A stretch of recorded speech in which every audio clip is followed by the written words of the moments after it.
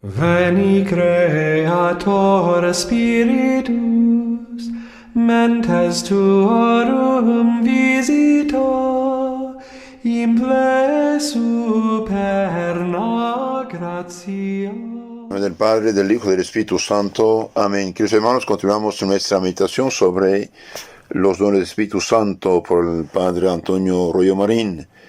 El gran desconocido, el Espíritu Santo y sus dones. Estamos analizando el último capítulo de este libro maravilloso, capítulo 15, la fidelidad al Espíritu Santo.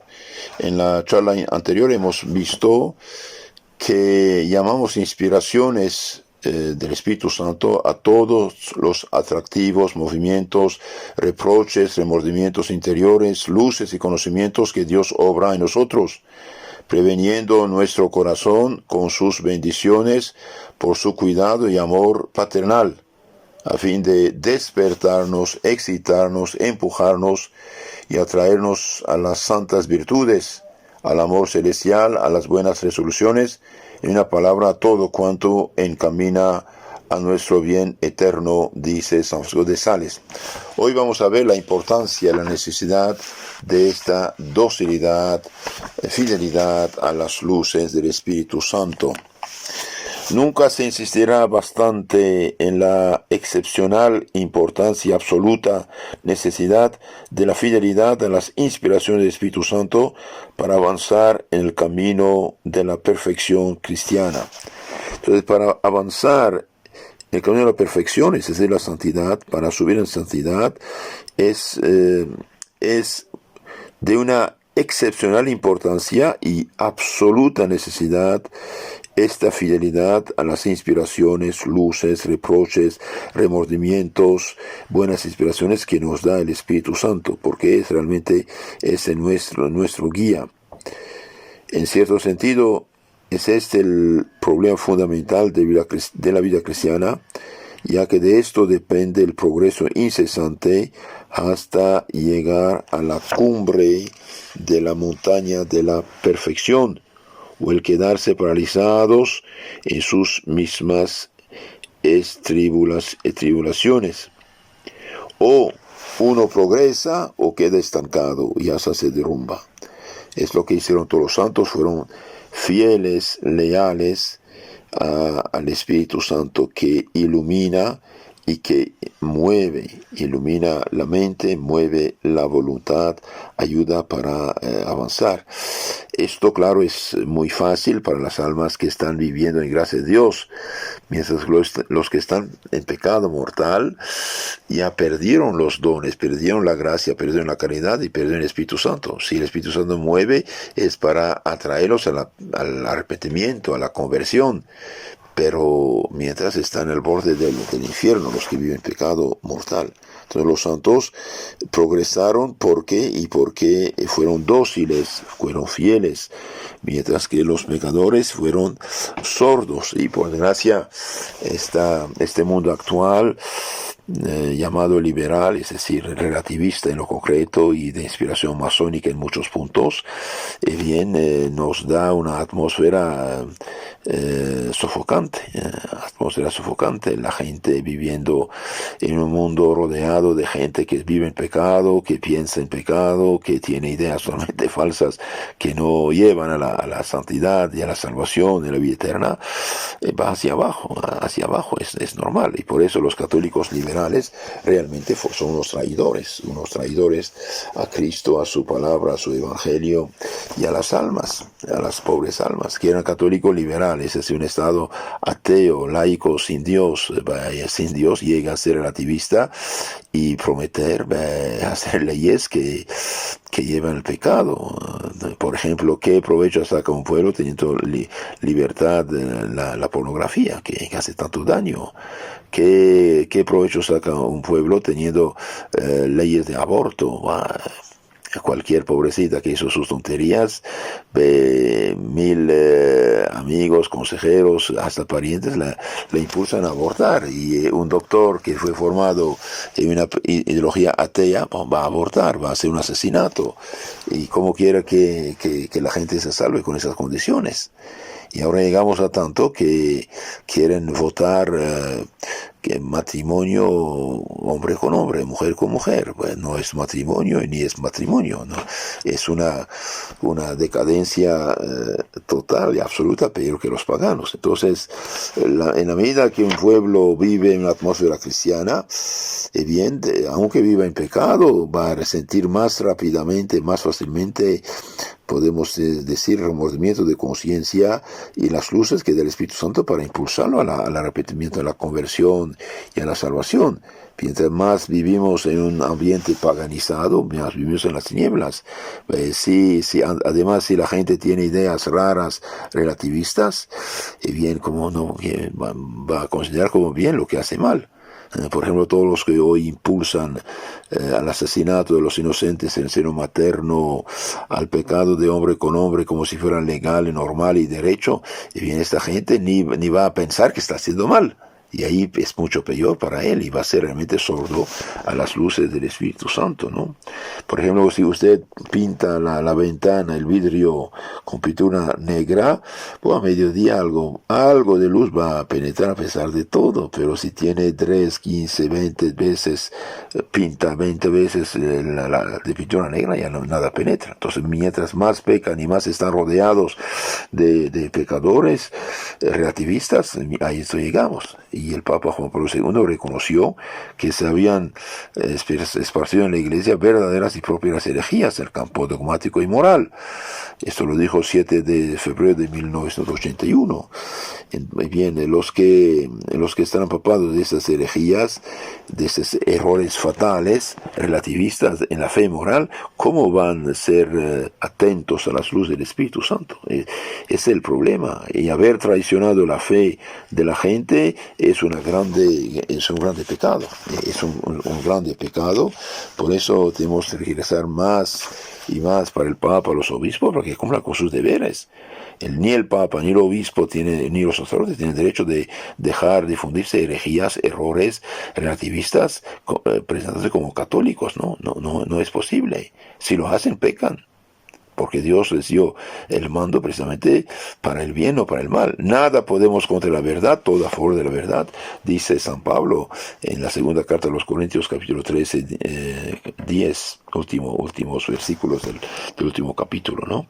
Entonces, en la medida que vivimos en un ambiente cristiano, la gente será más apta para recibir estas luces que da el Espíritu Santo para moverlos a la conversión, al arrepentimiento. En la medida que vivimos en un ambiente paganizado, y gracias a los católicos que dan su voto a gobernantes que son ateos, que son anticristianos, que son abortistas, que son pro aborto, pro homosexual y pro relativismo. Por eso esto también es grave. Un católico que vota por gente que promueve el aborto y mañana llegando al poder hace leyes de aborto, de homosexualismo, pecan. Estos católicos pecan, colaboran con el mal. Con el mal. Un católico debe tener cuenta que tiene que votar por gente que respeta la ley de Dios, los mandamientos de Dios, pro vida, ¿no? Llegamos a tanto, solamente defendemos lo indispensable, ¿no? Qué increíble, a esto llegamos, ¿eh? Dios mío, qué desgracia, ¿no? Entonces, la preocupación casi única del alma ha de ser de llegar a las más exigidas y constante fidelidad a la gracia. Un cristiano debe aspirar a la santidad, ser fiel a las luces que da Dios cada rato. Sin esto, todos los demás procedimientos y métodos que intente están irreversiblemente condenados al fracaso. La razón profundamente teológica de esto hay que buscarla en la economía de la gracia actual, que guarda estrecha relación con el grado de nuestra fidelidad. Pues en la medida que somos fieles, a las luces del Espíritu Santo, a la gracia, bien, vamos a progresar. En la medida que somos infieles, bien, vamos a tener problemas y vamos a privarnos de esa asistencia divina. Dios no derrama sus luces a la gente que hace el sordo, ¿no? Que hace el sordo. Y mientras más un alma es relativista, es como una tierra que está cubierta de una capa de plástico. Aunque haya luces de lluvia que llega, no penetra. Ese es el problema. Entonces, la preocupación casi única del alma cristiana ha de ser la de llegar a la más exquisita y constante fidelidad a la gracia, a las luces que nos da el Espíritu Santo. Sin esto, todos los demás procedimientos y métodos que intenten están irremediablemente condenados al fracaso. La razón profundamente teológica de esto hay que buscar en la economía de la gracia actual, que guarda estrecha relación con el grado de nuestra fidelidad. La gracia actual son todas las ideas, las luces, movimientos que Dios nos inspira, que nos da para progresar en el bien si estamos en gracia, o para salir del pecado si estamos en pecado. Pero si no somos fieles, hay problema grave. En efecto, como ya dijimos más arriba, la previa moción de la gracia actual es absolutamente necesaria para poder realizar cualquier acto saludable. Cualquier acto bueno, saludable que hacemos, necesitamos de un movimiento, de un impulso divino que llamamos gracia actual en este caso. Que sea un consejo, que sea un sermón, que sea la lectura del Evangelio, que sea una lectura de buen libro, que sea un accidente, por cualquier cosa. Dios lo usa para impulsarnos al bien. Es en el orden sobrenatural lo que la previa moción divina en el orden puramente natural.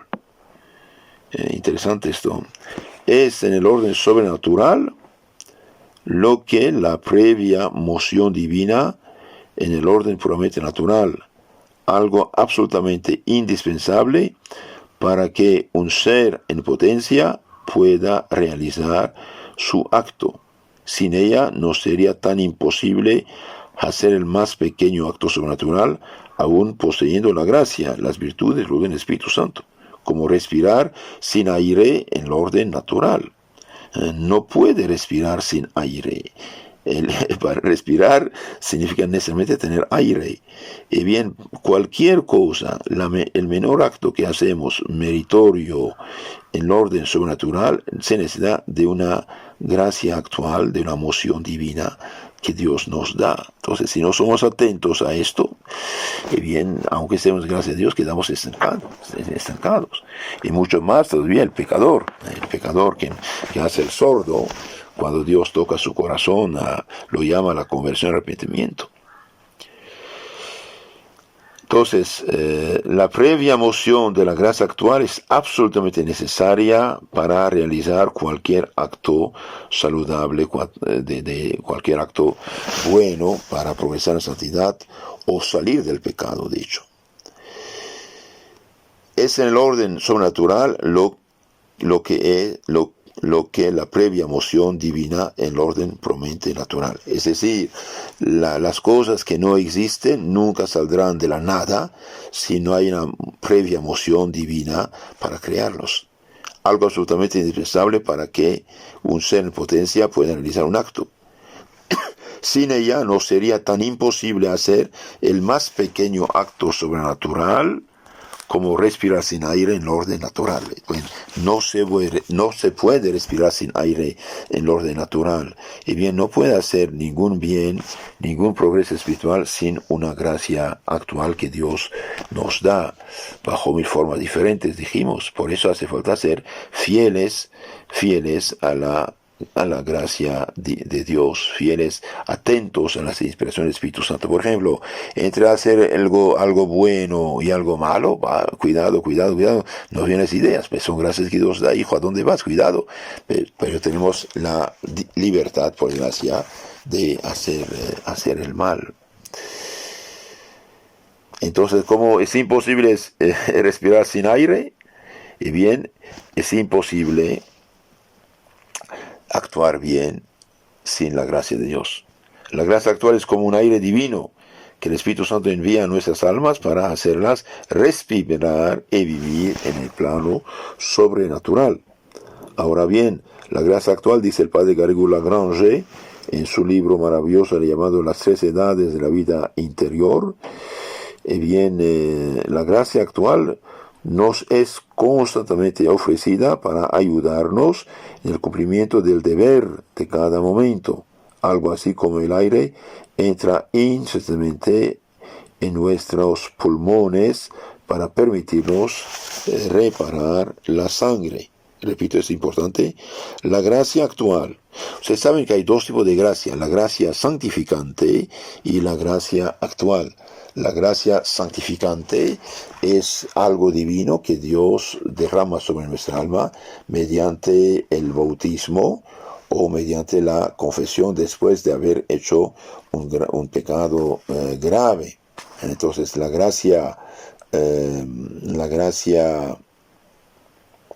habitual o santificante es aquella que permanece en nosotros y hace a nuestra alma santa y agradable a Dios. Mientras que la gracia actual es un auxilio especial y momentáneo que Dios nos da para ayudarnos a practicar el bien y evitar el mal. Entonces, la gracia actual nos es constantemente ofrecida para ayudarnos en el cumplimiento del deber de cada momento, algo así como el aire entra instantáneamente en nuestros pulmones para permitirnos reparar la sangre. Y así como tenemos que respirar para introducir en los pulmones ese aire que renueva nuestra sangre, del mismo modo hemos de desear positivamente y con docilidad recibir la gracia que regenera nuestras energías espirituales para caminar en busca de Dios o quedarnos fieles en el camino de la salvación. Quien no respira acaba por morir de asfixia. Quien no recibe con docilidad la gracia terminará por morir de asfixia espiritual. Por eso dice San Pablo, os exhortamos a no recibir en vano la gracia de Dios. 2 Corintios 6:1. Preciso es responder a esta gracia y cooperar generosamente a ella. Es esta una verdad elemental que, practicada sin desfallecimiento, nos levantaría hasta la santidad. Entonces, queridos hermanos, ser atentos a las luces que Dios nos da cada rato para hacer el bien, evitar el mal y no morir de asfixia espiritual. Pero hay todavía más. En la economía ordinaria y normal de la gracia, la providencia de Dios tiene subordinadas las gracias posteriores que ha de conceder a un alma al buen uso de las anteriores. Eso también es muy importante. Entonces Dios nos da ayuda. Y bien, si hoy aprovecho de esta ayuda, de esta gracia actual, y bien habrá más ayuda divina. Por ejemplo, un hombre rico, supongamos, da $100 a un pobre diciendo, mire, haga este trabajito, haga este negocio, cómprate unas cosas, véndalas y trata de trabajar. Si este señor logró fructificar este dinero trabajando con sudor de frente, claro, para hacer un buen negocio, y bien, bueno, tenía 100, ya tiene 150, va a llegar a 200 o 300 con el tiempo, claro.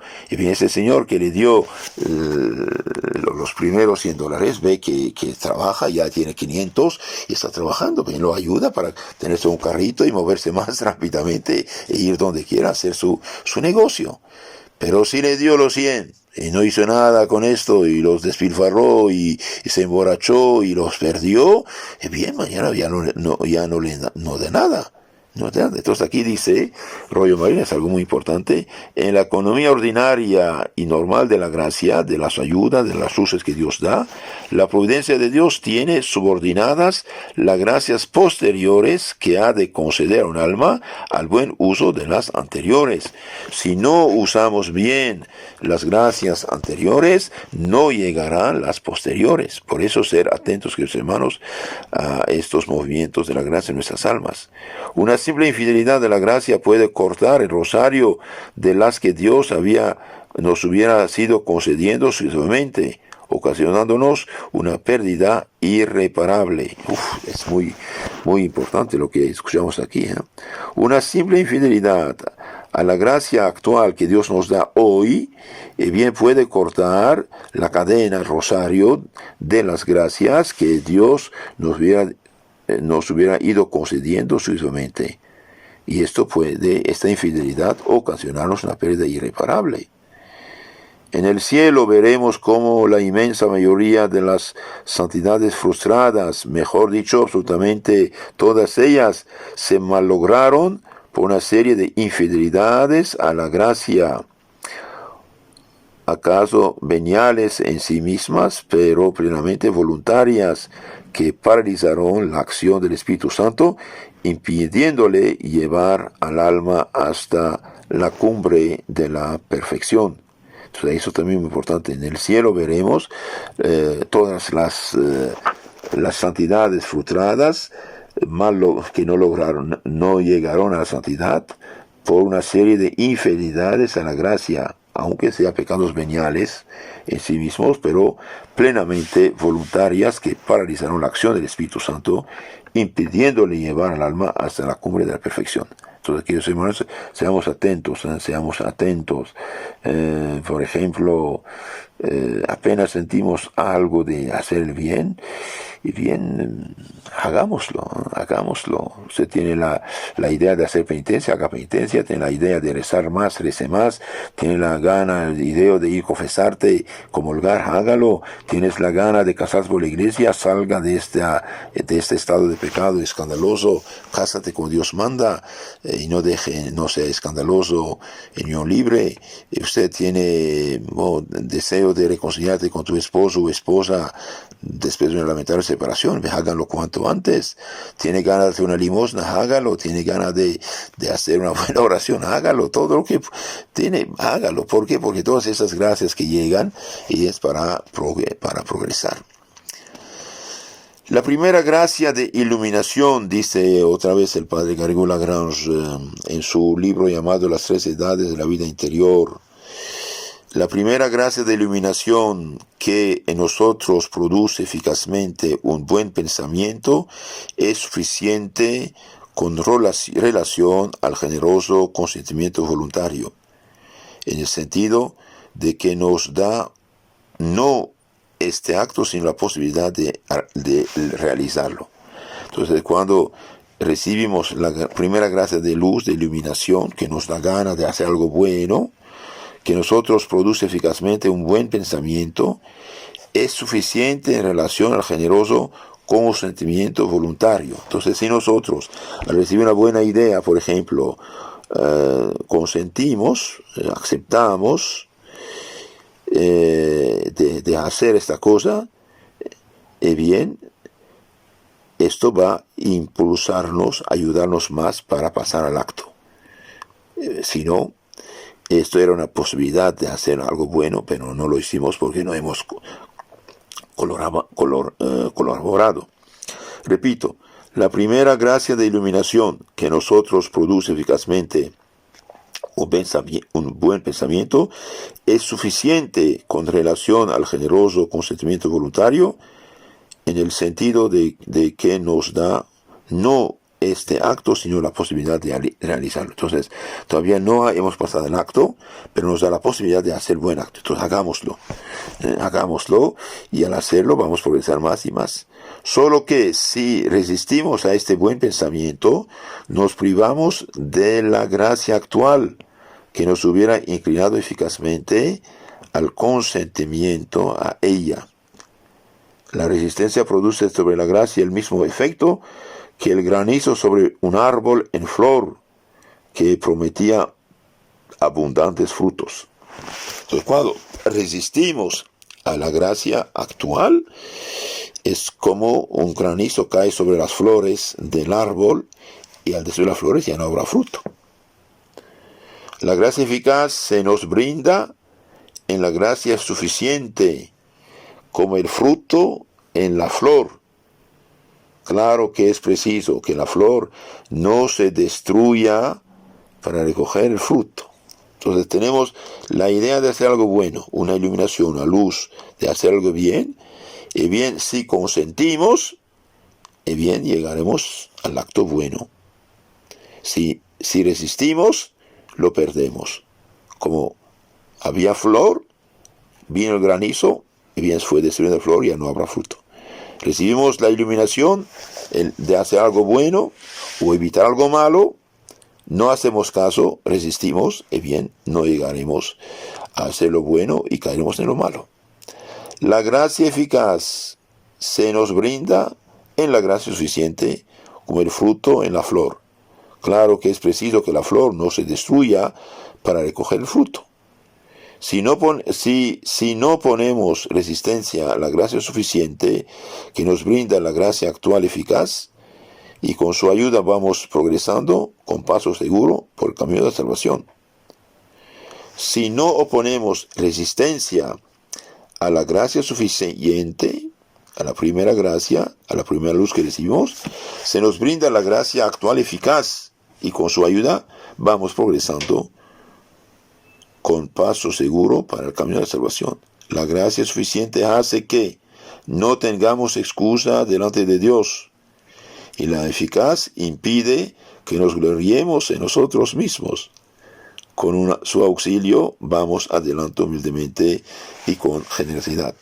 Entonces, la gracia suficiente nos hace que no tengamos excusa delante de Dios. Dios nos da. Por ejemplo, una persona caída en un pozo profundo, se rompió la columna, no puede salir, y bien le bajan la cuerda. Ok, la cuerda es la gracia suficiente. Pero si esta persona se amarra, entonces la persona de arriba lo jala afuera, lo ayuda, lo saca afuera. Eso sería la gracia eficaz, para entender de un cierto modo, ¿no? Y el que lo jaló fuera es la otra persona. Entonces, en sí, el único mérito de esta persona es haber sido colaboradora de amarrarse para que lo saquen fuera del pozo. Entonces, Dios nos da una idea buena, consentimos, aceptamos, Dios da una más fuerte para realizar. Pero si no consentimos, la gracia eficaz no llegará. Entonces, la gracia suficiente hace que no tengamos excusas delante de Dios, y la eficaz impide que nos gloriemos en nosotros mismos. Con su auxilio vamos adelante humildemente y con generosidad. La fidelidad a la gracia, o sea, a las mociones divinas del Espíritu Santo, es pues no solamente de gran importancia, sino absolutamente necesaria e indispensable para progresar en los caminos de la unión con Dios. El alma y su director espiritual no deberían tener otra obsesión que la de llegar a una continua, amorosa y explícita fidelidad a la gracia. En realidad escribe conforme a esto el padre Plus en su libro llamado Cristo en nosotros. En realidad, la historia de nuestra vida no se resumirá muchas veces en las historias de nuestras perpetuas infidelidades. Dios tiene sobre nosotros planes magníficos, pero le obligamos a modificarlos de continuo si no hacemos caso a las luces que nos da. Tal gracia que se disponía a concedernos la ha de suspender porque nos hemos descuidado en merecerla. Y así la corrección se añade a la corrección que queda del primitivo proyecto. Bueno, Dios quiere darnos, Dios llama a toda la santidad. Esta es la voluntad de Dios, su santificación. Pero si somos infieles a las gracias, luces que Dios nos da, bien no llegan. Dios modifica su programa sobre nosotros, de cierto modo. Dios vive en sí mismo, de antemano, eternamente, aquello que nos quiere hacer vivir en el tiempo. La idea que tiene de nosotros, su eterna voluntad sobre nosotros, constituye nuestra historia ideal, el gran poema posible de nuestra vida. Nuestro Padre amoroso no deja de inspirar a nuestra conciencia ese bello poema.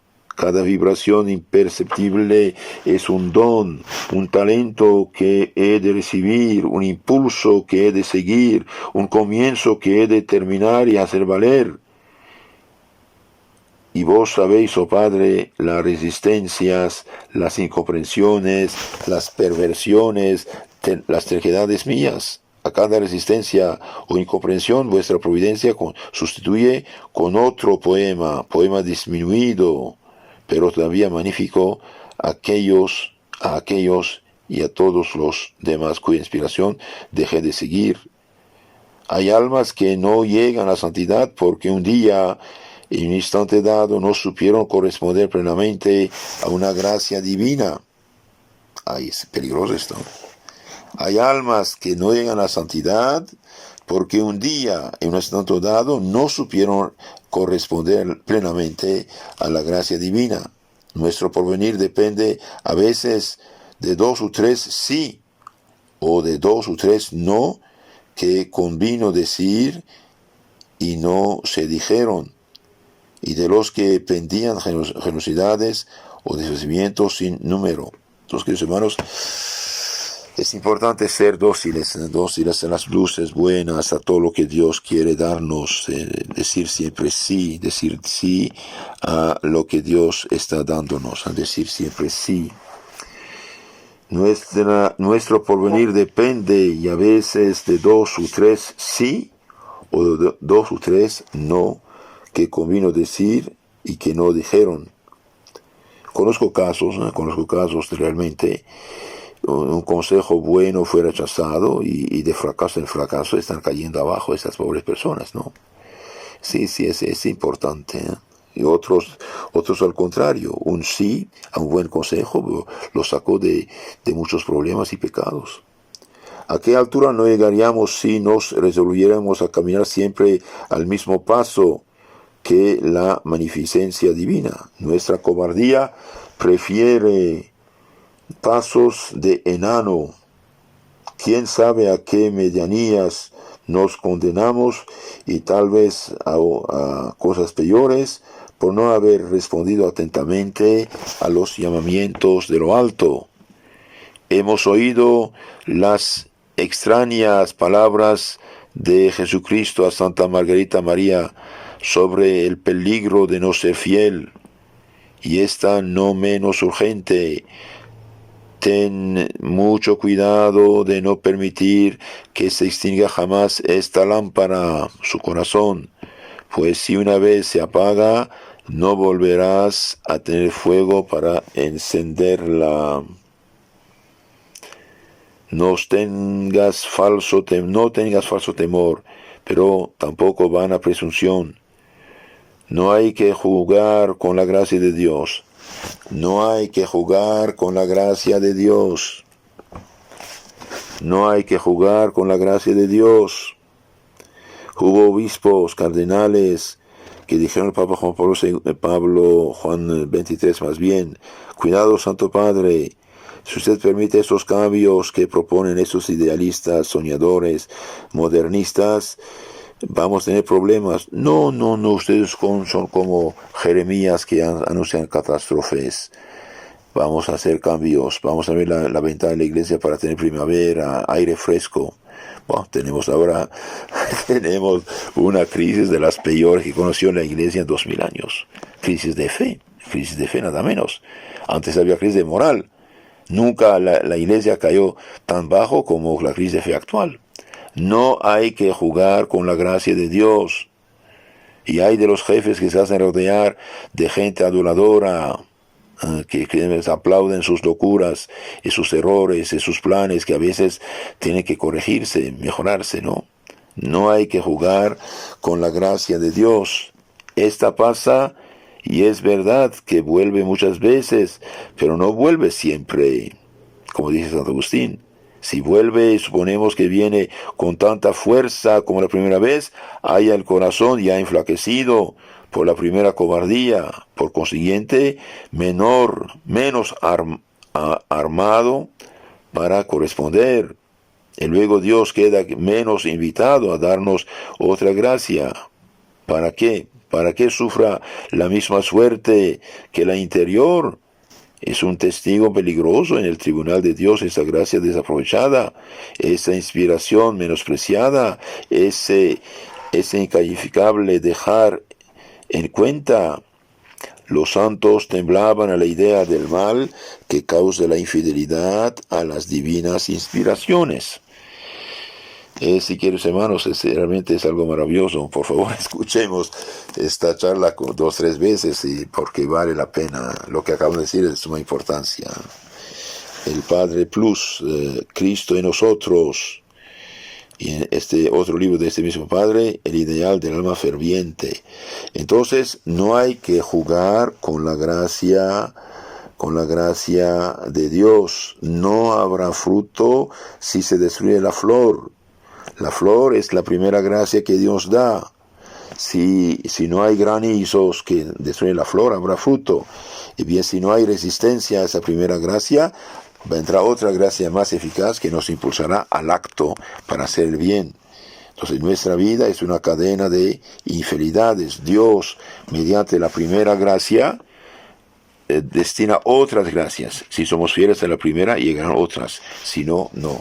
No hay que jugar con la gracia de Dios. Ser fieles, atentos a las gracias, luces que Dios nos da. La gracia pasa, no siempre vuelve. Cuidado.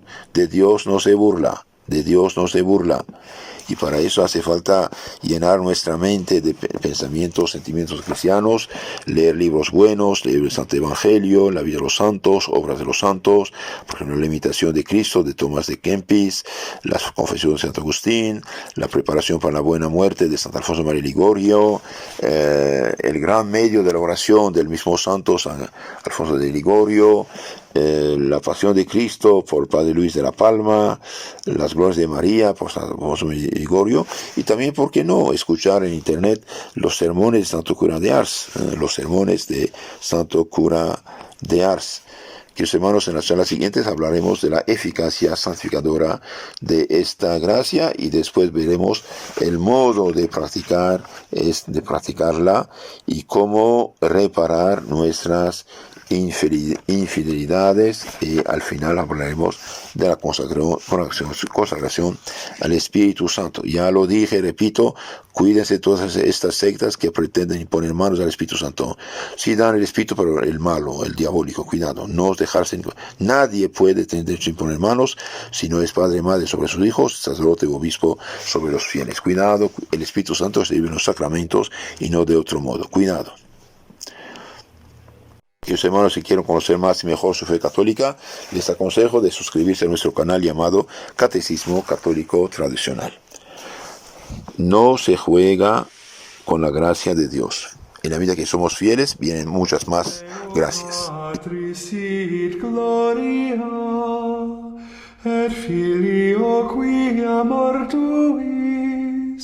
Surrexit ac Paraclito in seculum